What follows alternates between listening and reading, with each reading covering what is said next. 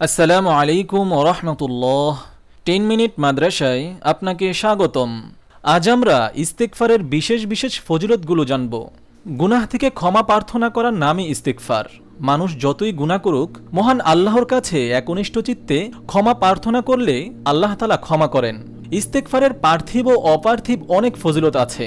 নূহ আলাইহিস সালাতু ওয়াস সালামের দাওয়াত সম্পর্কে আল্লাহ তাআলা বলেন, আমি বলেছি তোমরা তোমাদের রবের কাছে ক্ষমা প্রার্থনা করো, তিনি তো পরাক্রমশালী, তিনি তোমাদের জন্য প্রচুর বৃষ্টিপাত করবেন, তিনি তোমাদের সম্পদ সন্তান দিয়ে সমৃদ্ধ করবেন এবং তোমাদের জন্য উদ্যান ও প্রবাহিত নদ নদী স্থাপন করবেন।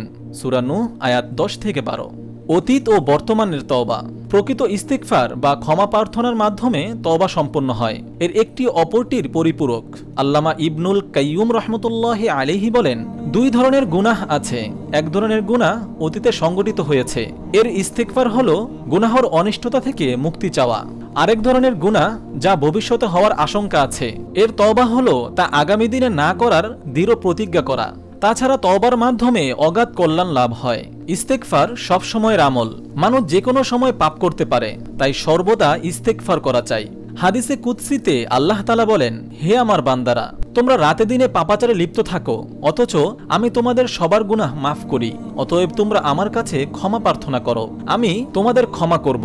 ক্ষমা প্রার্থনার পুরস্কার জান্নাত। আল্লাহ তাআলা বলেন, তোমরা তোমাদের রবের ক্ষমার দিকে অগ্রসর হও এবং ওই জান্নাতের দিকে যার প্রশস্ততা আকাশ ও পৃথিবীর মতো, যা তাদের জন্য প্রস্তুত করা হয়েছে যারা আল্লাহ ও তার রাসূলের প্রতি ঈমান এনেছে। তা আল্লাহর অনুগ্রহ, তিনি যাকে ইচ্ছা তাকে প্রদান করেন। সূরা হাদীদ আয়াত 20। আল্লাহ ক্ষমা প্রার্থনাকারীকে ভালোবাসেন।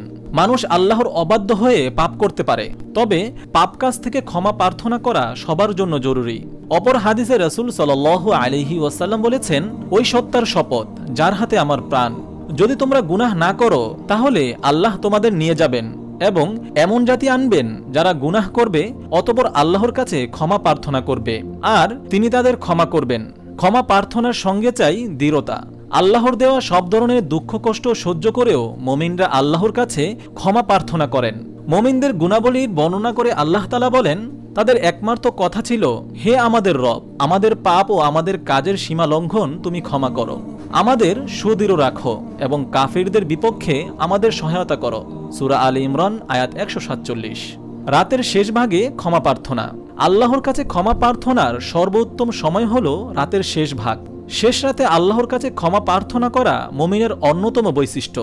আল্লাহ তাআলা বলেন, মুত্তাকিরা ওই দিন প্রশ্রবণ বিশিষ্ট জান্নাতে অবস্থান করবে, তাদের রবের দেওয়া সব নেয়ামত তারা উপভোগ করবে, কারণ পার্থিব জীবনে তারা সৎকর্মশীল ছিল।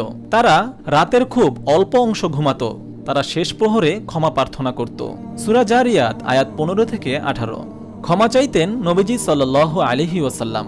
আল্লাহ তাআলা নবীজি সাল্লাল্লাহু আলাইহি ওয়াসাল্লামের জীবনের সব ভুল ত্রুটি ক্ষমা করে দেওয়ার পর এবং তাকে সব ধরনের ভুল ত্রুটির ঊর্ধ্বে রাখার পরও রাসূল সাল্লাল্লাহু আলাইহি ওয়াসাল্লাম প্রতিদিন অসংখ্যবার ইস্তেগফার করেন। হাদিসে বর্ণিত আছে, আমি প্রতিদিন 100 বার আল্লাহর কাছে ক্ষমা প্রার্থনা করি। সহিহ বুখারী। মহান আল্লাহ তাআলা আমাদের সবাইকে বেশি বেশি ইস্তেগফার করার তৌফিক দান করুন, আমিন। আপনি যদি এরকম ভিডিও আরও পেতে চান তাহলে এই চ্যানেলটি সাবস্ক্রাইব করে পাশে রাখা বেল আইকনটি অন করে দিন।